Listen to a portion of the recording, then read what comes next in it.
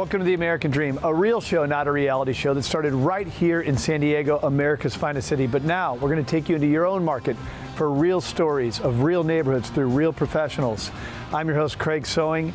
Let's start the American Dream right now. Welcome to the American Dream, a real show, not a reality show.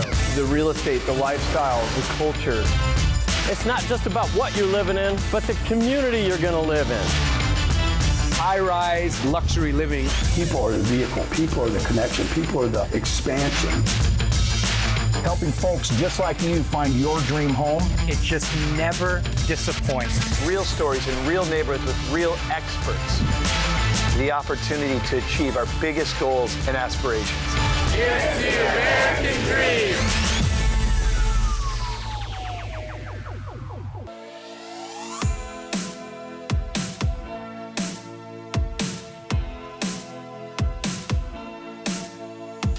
This is the American Dream, and I'm your host, Gina Knight, and today we're visiting the Apple Fest, and we have a special treat. The most recognized corporate icon in the world, the RE/MAX balloon, is here. Let's go take a ride.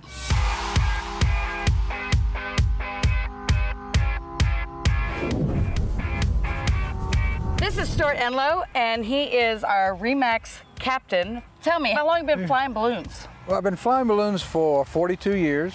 In 1990, I got the contract with RE/MAX and have been doing it ever since because it's just a lot of fun to do. And RE/MAX has treated me well. They treat all of their customers well.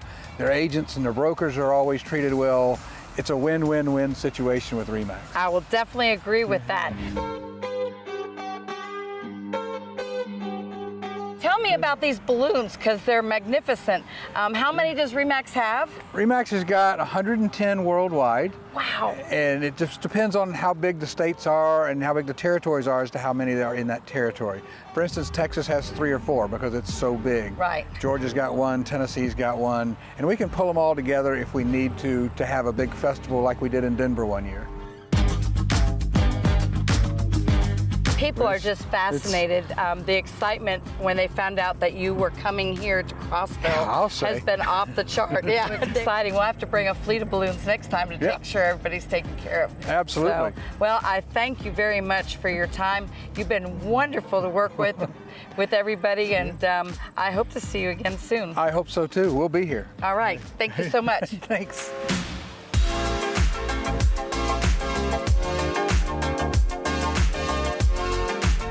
Good afternoon. I'm at the Apple Festival with Brian Hall. He's one of the incredible many people that put this together. So tell me about the Apple Festival. Like, what does it do? What's it for? Well, the Apple Festival started in 2003. It was started by Vicki Vaden, who's of an original Homestead family, and it was started as a way to get funds to help with the cost of operating the 2 museums here in the community throughout the year.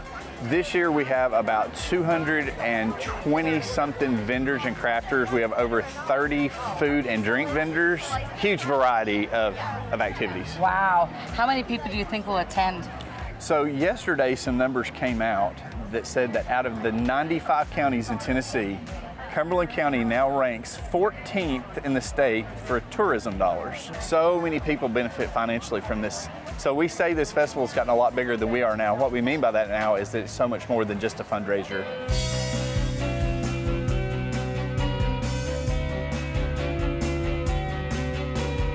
So this is Brenda King, and she's the president of the board that puts this huge festival on. Tell me, why do you do this? Well, I do it because preserving the homestead story and the tower is very important to me. I live in this community, and I taught at the Homestead School for 40 years, but this place is pretty special, and I do not want the story to be lost. They came up with the name Apple Festival because when you drive around the Homestead area, you see many old orchards that the original homesteaders had at their place. Wow. So that's how they came up with the name. It has grown tremendously over the years, and I'm thrilled and honored to be a part of it, and I appreciate you giving us the opportunity to bring the balloon and be a part of it. We love the balloon. I even love the balloon. So thank you so much. Well, thank you. I hope you had fun at the Apple Festival today. Thank you so much for coming out and joining us. I want to thank our pilot, Stuart Enlow, for bringing the balloon. He did a great job. And I want to thank the board of directors, Brian Hall, Brenda King, and all the others that put on this incredible festival. And I hope to see you next time. Thank you so much for joining us. This is the American Dream. Bye for now.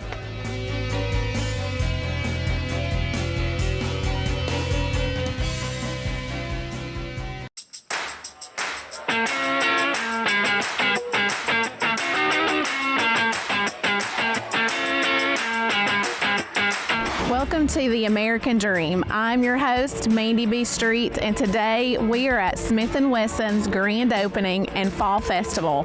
I can't wait for you to see what we have for you today.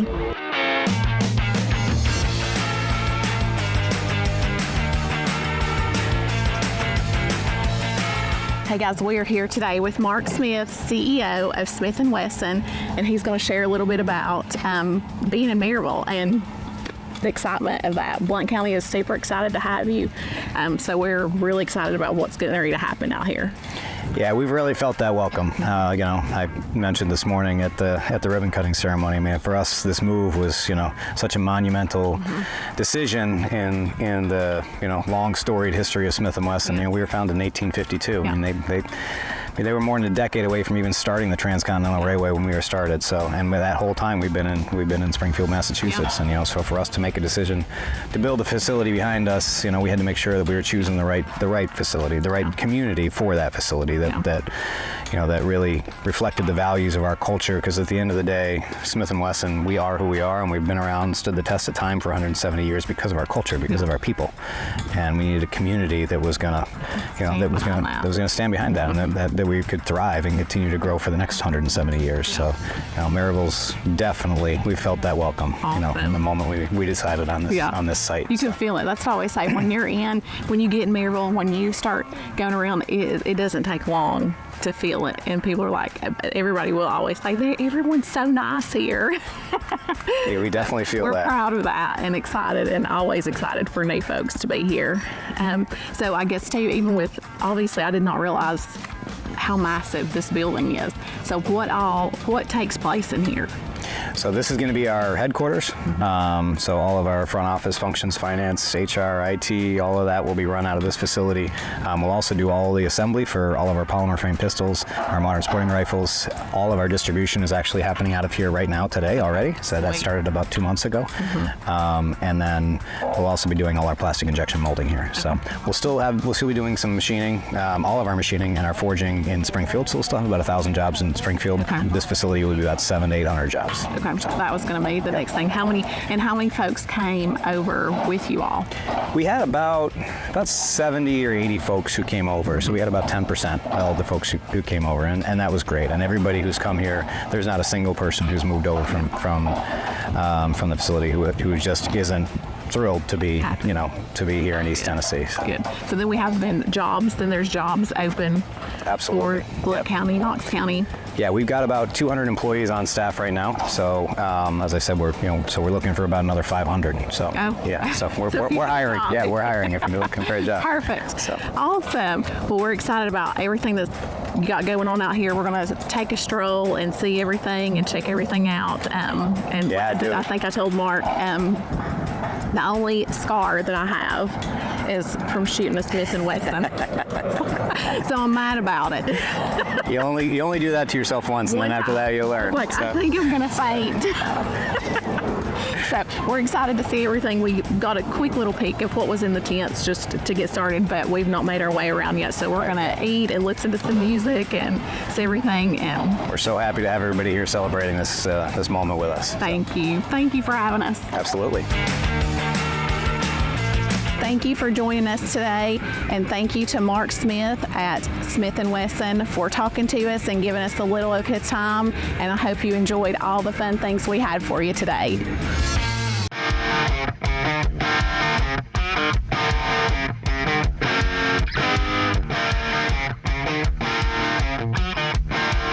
Hi, I'm Holli McCray, co-founder of the home marketing group Real Estate Brokerage in Knoxville, Tennessee. HMG Senior Real Estate Advisor Robyn Ray and I are here in beautiful Sevierville, Tennessee to talk to you about two of the South's most prized traditions, NASCAR, and Moonshine.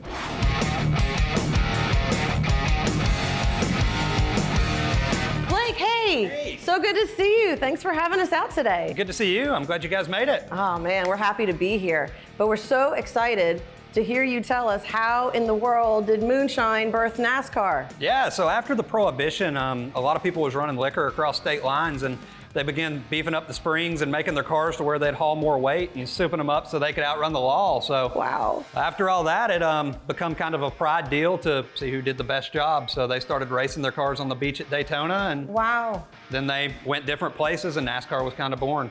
Speaking of NASCAR, you are the youngest driver to ever win Talladega. Is that right? Yeah, so Talladega was in May. I turned 18 in January, so that'll be a pretty tough one to beat. You have to be 18 to run the speedway races. So, yeah, hopefully that one stands for a little while. So now you're the VP of the ever popular Tennessee Shine Company. How did all of this come to be? So 2015, 2016, you were winning Talladega, starting a Moonshine Company. Tell me about all this. How did we get here? So the Moonshine Company was originally started to try to make enough money to keep racing.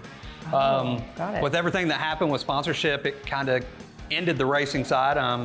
And I actually started just helping for fun. I needed something to do, so I come and filled in some spots here at the distillery, and then it grew and people left and people come back, and I ended up, being more in the operation, and now it's kind of become a full-time gig, and I couldn't imagine doing anything else. That's awesome. Well, congratulations on all of your success. I mean, obviously it started with Talladega, but you've built this into an empire, so that's really awesome. I really want to learn a little bit about how you make it. So can we head over to the let's head over to side and the take a look at manufacturing it? facility and check it out. Perfect. That sounds great. Awesome.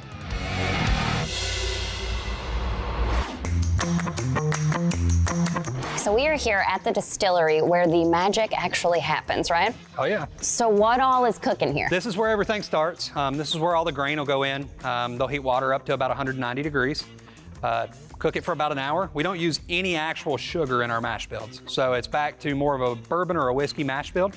They'll cook all the natural sugars from the grain out, cool it down, pitch in the yeast, and it'll sit over here for the next 5 to 7 days, depending on how quick it works off. But this, all of these things are actually full of spent mash right now, so it's already been distilled. It's waiting on the farmer to pick it up and take it to the hogs. All the alcohol's gone out of it, so they'll feed it to them. But they'll start cooking again tomorrow in this one, and it'll move over to the distillation process and kind of restart the cycle. But you guys are not just making moonshine here. You're doing... No, so we do everything. We do whiskey, gin, vodka, rum, and then the barrel house is actually back where we was at earlier. Okay, So. And then how many flavors of moonshine are we making? So we here? have about 70 different flavors of moonshine, but they're always not all available. We have some seasonal stuff, so it rotates in and out. Okay, so 70 flavors. Let's go check out where this is made. All right, let's go to the laboratory. So tell me about what's going on in here. So there's actually 3 of these tanks. This is the bulk cream storage tank. So this is what goes to the great flavors like Big Orange, Dreamsicle, Choco Moo, all of those, Nanner Pudding.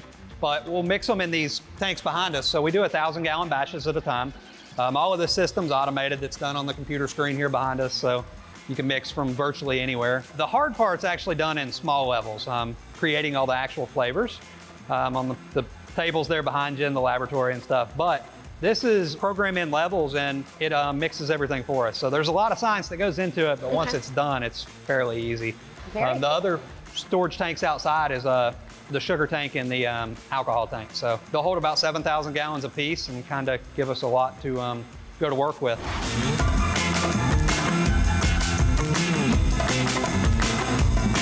Blake, we had such a great time learning all about you, the white whiskey, NASCAR, Tennessee Shine Company. Thank you so much for having us out today. You can't buy happiness, but you can buy moonshine, and it's almost the same thing, right? Yeah. Cheers.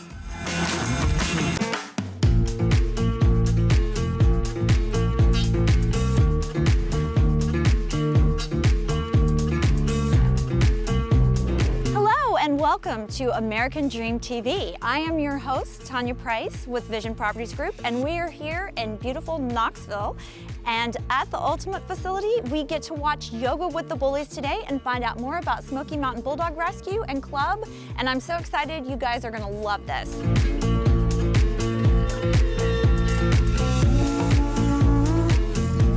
Thank you Sally for spending some time with us today. This is Sally McKinley, and she's going to share some information about Ultimate. We're really excited to learn more about what you guys provide, how long the facility's been here, what you guys are doing. Okay, we are just celebrating our first birthday. Okay. And we have been established in Knoxville, but we had a name change, a sole owner now, and it's a woman-run business. And we offer dog daycare Monday through Friday. And we also offer a fitness center, a underwater treadmill, a dry treadmill, some exercise equipment, and works with either dogs that have had surgery, dogs that have arthritis, weight management. Our smallest dog is probably about 6 pounds, and our largest is almost 200. Oh, wow. Great, and you guys let other groups use the facility? Absolutely. Like today we have the Smoky Mountain Bulldog with yoga, and there's some fun yoga going on inside.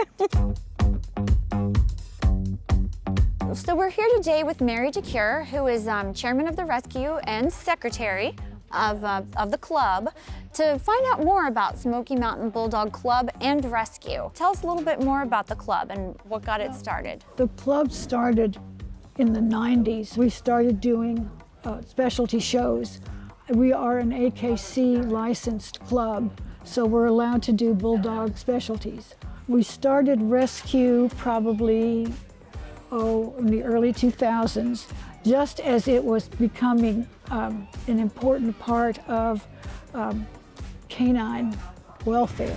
How do the dogs find you, or how do you find the rescues? Well, we have a Facebook page. People can come there and let me know they have a dog that they want to surrender to us. And we get calls from shelters quite often that know that we are a breed-specific rescue, and they feel more comfortable giving us the rescue dog rather than trying to place it themselves with a family that might not be appropriate. Yeah, it's good to know a lot about the breed, because they are very that's specific. Very important, and that's a really important part of our mission, is to educate people about the dogs, because they're cute, they're sweet, they're lovable, but they also have medical problems, health problems. If people don't know how to take care of them, the dogs are miserable. Yeah. And that's just not fair. So how do you finance the rescue?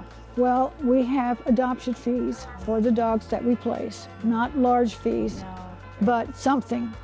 Yes. We take any kind of donation, and an event like today's event will bring us not only some funds, but more recognition and more visibility in the community.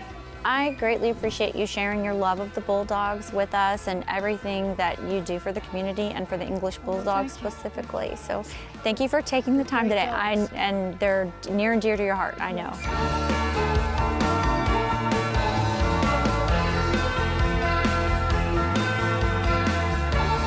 Thank you for coming out today to see the Ultimate facility and learn more about Smoky Mountain Bulldog and Rescue. I hope you really enjoyed yoga with the bullies, and if they have this again next year, you need to be here.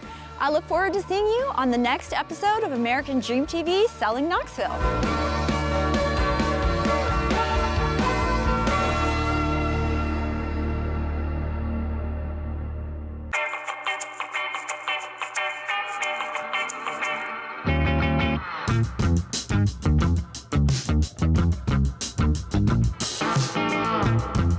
Welcome to Knoxville, Tennessee in the American Dream TV. We are Jim and Jennifer Cook with the Cook team. Today we are at Admiral Title, and on this episode we are going to be learning what it takes for the safe transfer of title from one homeowner to another. Let's go learn how this happens.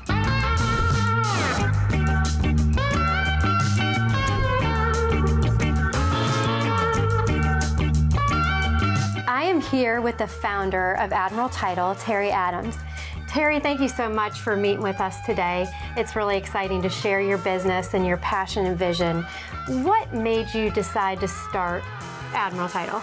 Admiral Title and the Adams Law Firm really was the vision of me and my wife, Phyllis Burnett. We knew Knoxville really did not have a title company that was focused on solutions. A lot of title companies were notorious for trying to not get deals done, you know, looking for all the reasons why you can't get a deal closed.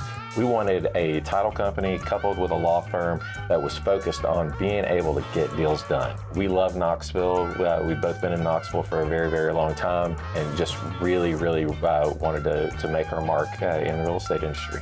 Phyllis, I'm so glad that you have been with Terry from the beginning of Admiral Title, and you have helped grow this company into something very special in our community.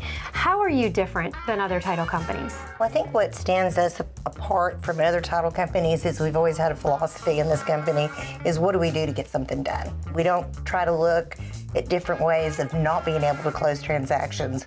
We're always working on trying to figure out solutions. And you guys do a very good job with that. Thank you so much for serving our community so well.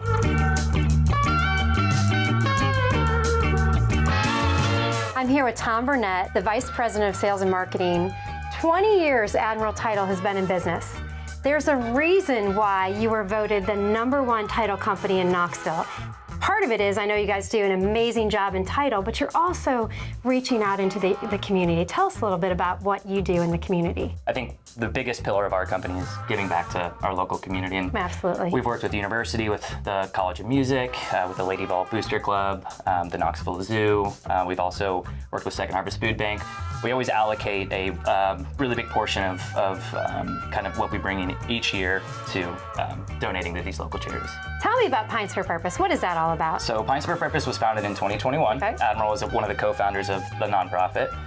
We gather local charities at local breweries around Knoxville to not only raise money, but raise awareness for their causes. So this is where we make sure that all the title work comes back correctly.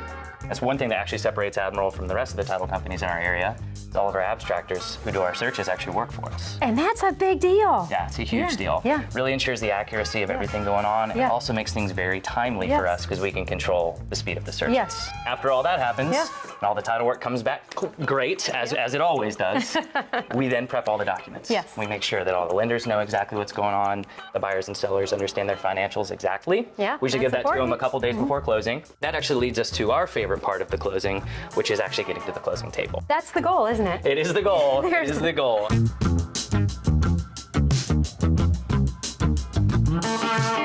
What a cool space this is. Where are we? This is what we call the sports memorabilia lane. After the closing, after the signings, we then go down to this side if something actually needs to, be solved. Yes. A lot of our attorneys litigate outside of the title industry, but we do have a fully functioning law firm that is attached to the title company for the times that we may need that. Yeah, absolutely. Not all closings go as hoped. And so sometimes there are issues that arise. Yep. And so it is great that you have people that can take 10 steps into the closing room. That's right. And help. Yep, it's an in-house resource that not many have. That's great. Thank you so much for all that you do for our community of Knoxville, Tennessee. We are blessed to have Admiral Title in our community. Thank you very much. Serving us. Thank you. Thank you, Admiral Title, for all of the information that you shared with us today and for all that you do to support our community. We'll see you next time on The American Dream.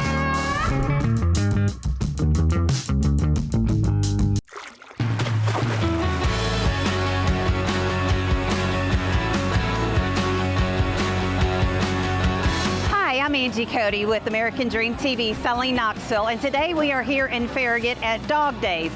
Dog Days is a 3-day aquatic event for dogs. They will jump into approximately 27,000 gallons of water. They will be judged on how high they can jump, speed. So this is a fun, family-friendly event. So I am actually one of the main sponsors of Dog Days. And this is my 3rd year sponsoring this event. One of the reasons why I do sponsor this event is I love dogs, and also I live in the Farragut community, and I always like to support events within my community. Looking forward to you seeing the rest of what we have to offer here today. Okay, so we are here today with Steve. You are the event coordinator. Tell us a little bit about your role. Well, I'm the executive director of Shop Farragut, which is a program of the Farragut Business Alliance. Okay. This is one of our community events and one of our larger ones that we do to help give an opportunity for local businesses to get out there and get their face out into the public and take them outside of their brick and mortar businesses, much like yourself. Yes, The idea was to build an event that was, at the time, 7 years ago, associated with the new pet store that came into town. Okay. And I asked him, I'm looking for an event. What do you think? What can we do to bring people in to know about a pet store?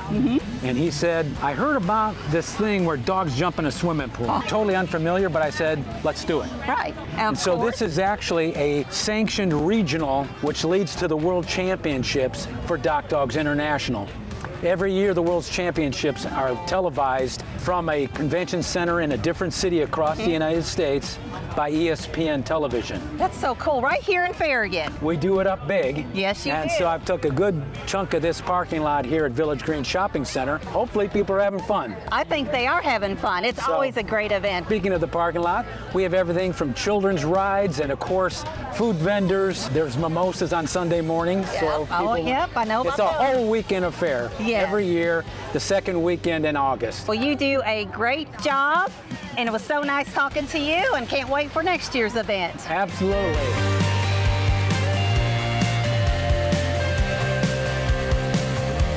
Jen, how are you? I'm great. How are you today? I'm good. So you're here for Dock Dogs? Yes.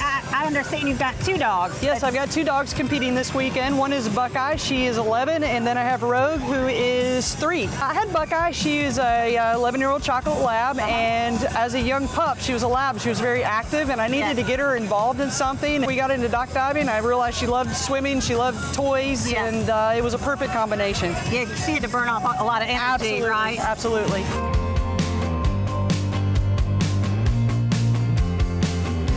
We are here today with Becky, and you actually have 2 dogs here, don't you? I do.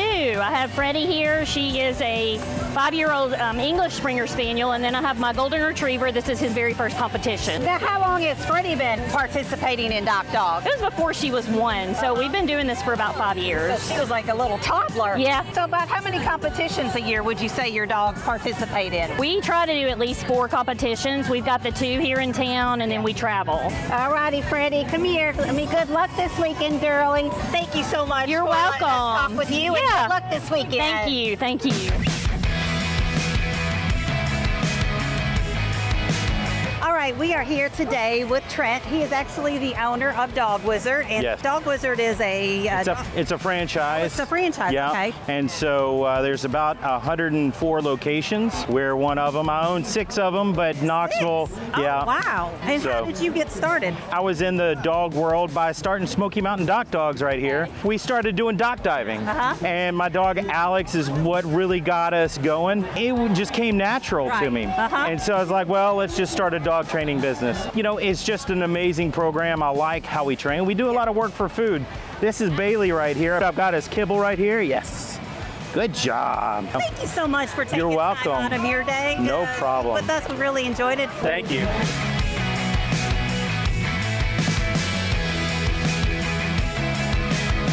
I hope you enjoyed this episode of American Dream Selling Knoxville as much as I did.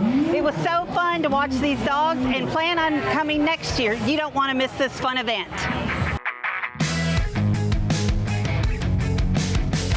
Well, I hope you enjoyed today's show, produced from America's finest city, but shot in the heart of your neighborhoods. Don't forget positive media when the world really needs it. Follow us on social media at The American Dream TV. See you next time. In the meantime, cheers to your American Dream.